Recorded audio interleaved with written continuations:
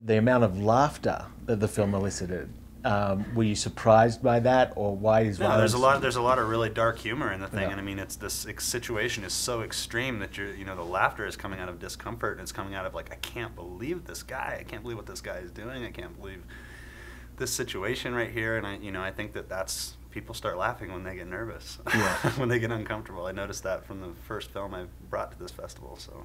Yeah, with May, you mean? Yeah, then at that time I was surprised, but so over the years I realized, kind of like what, how that quirk kind of finds its way into the audience and kind of gets them giggling, and Pollyanna and I were talking earlier that the incident with the guy, obviously, that everyone's talking about, a guy who declared the film to be sick, but yet stayed for the entire thing and watched it through, and that the film should be banned, is somewhat of a publicist's dream in effect, and it spurned so much press about the film. You having worked as a publicist in addition to your acting career, was that something that was super interesting for you to navigate?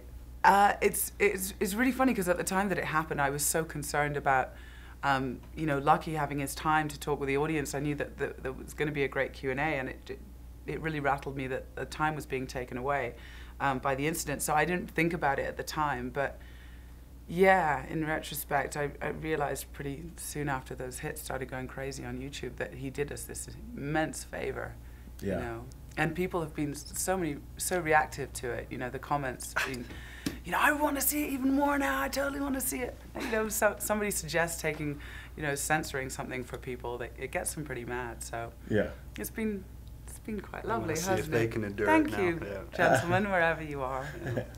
Why the title of the film? Why The Woman? Quite simply, the name of the character. Yeah. It's all about her. And it can be interpreted in a few different ways. I mean, because there's so many women in the film. Yeah. But it's just. It I sounds often do stories where they're just named.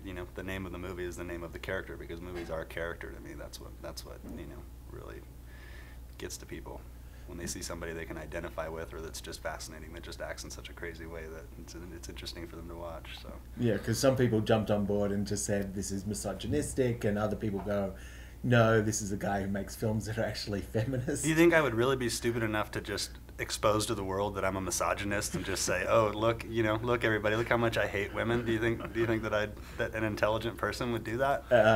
Well, you've got to wonder whether Charles Bukowski and Neil LaBute and other creative men who have suffered that. It's horror. label, I mean, I don't think Neil it's LaBute's the horror of misogynistic misogyny. either. Yeah, it's the horror of misogyny. I mean, that's. That's a scary thing, that there are men out there like that. That doesn't mean I condone it. It just means I'm showing it. Yeah. I'm showing, just showing it. Where's the genre at right now? I mean, horror has gone through so many We're getting our ass incarnations. kicked by everywhere outside of the States. The best horror films are being made in Asia and Europe,